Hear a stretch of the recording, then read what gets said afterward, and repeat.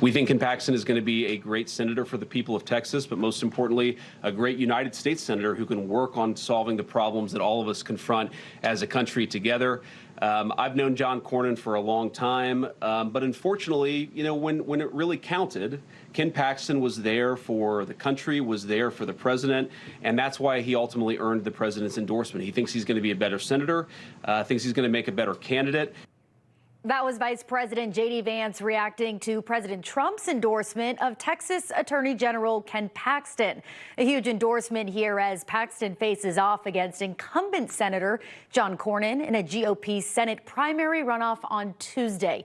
President Trump making his endorsement in this detailed Truth Social post, calling Paxton an American First patriot and someone who has always been extremely loyal to me and our amazing MAGA movement. I'm joined now by Attorney General of Texas and U.S. Senate candidate Ken Paxton. Thank you so much for joining us on our show.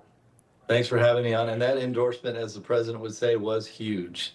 Yeah, I mean, this is a tight race here. I want to get into the polling. University of Houston polling shows that 48% of GOP voters favor you over John Cornyn, 48% to 45%.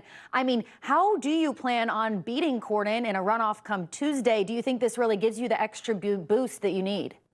Well, I think the polling's actually good. Our polling's actually way better than that. That was from several weeks ago. But now that we've defined John and people understand what he's about, we finally had enough money to get a message out about what he actually believes, which is he fought the border wall. He's pro-amnesty. He didn't want Donald Trump to be reelected. So he sent other messages with this $150 million. We finally had enough money to get the message out that he wasn't telling voters the truth. And that message is getting out, and it is definitely affecting the polling numbers for him and for me. Yeah, as the vice president had said there, it's not just about being a senator for the state of Texas, but a U.S. senator in those decisions going forward. But the president and vice president also called Cornyn a good man. So for Texas voters, why are you the right guy for the job? Well, John and I are in different camps. For the last 42 years, I've been asking voters since April the 8th of last year, can you name one good accomplishment of John Cornyn? Let's give him the whole 42 years. No one has ever given me an answer. And then I say, take any 2 weeks I've been an attorney general.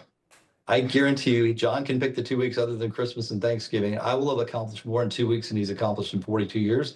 That's one thing. And then on the other side, John Cornyn was part of helping Joe Biden restrict Second Amendment rights. Not a very good position for Texas Republicans. He was on the side of Joe Biden bringing Afghan refugees to this state without any vetting, not something appreciated by Republicans.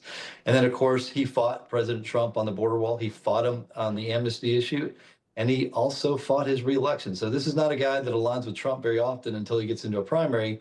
That's when he changes. But we know the real John Cornyn is going to come back after the election's over. Yeah, I'm sure your eyes are set on Tuesday's runoff, but if we take a look at the big picture here, polls show in a hypothetical race between you and Democrat James Tallarico, it's pretty close there. I mean, what is the key right now to securing a GOP Senate seat in the state of Texas and really keeping Tallarico out of the Senate? The truth about him, his own words describing his views that match California views, not Texas views. Right now, the voters don't know who he is. I mean, he's relatively young, relatively new, no accomplishments, not well known, made his name on the Joe Rogan show, and beyond that, has no good accomplishments. And when he talks, it's scary. And I think the people of Texas, just hearing his words, I don't see any way that James Tallarico gets elected in Texas. Yeah, what do the next couple days look like for you heading into Tuesday's runoff? A lot of driving around the state of Texas. I'm in Magnolia, Texas right now, on my way to Katy, Texas, on my way to Fredericksburg. So I will be traveling a little bit around the state of Texas, but I've been doing that for 14 months and haven't seen John Cornyn much on the road, mostly just on TV. Yeah, well, a lot of stops before Tuesday. Attorney General of the state of Texas, Ken Paxton, thank you so much for joining us. Hey, thank you. Have a great day.